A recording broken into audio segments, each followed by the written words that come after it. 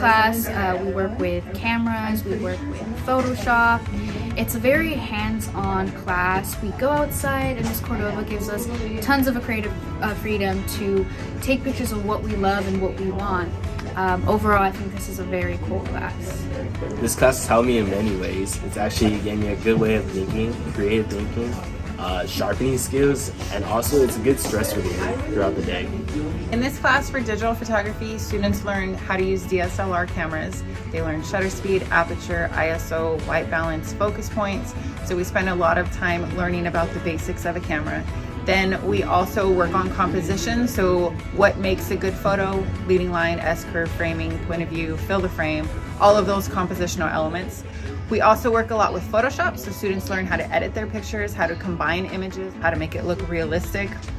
And we do a lot of alternative processes too, so they get a wide range of abilities through this class.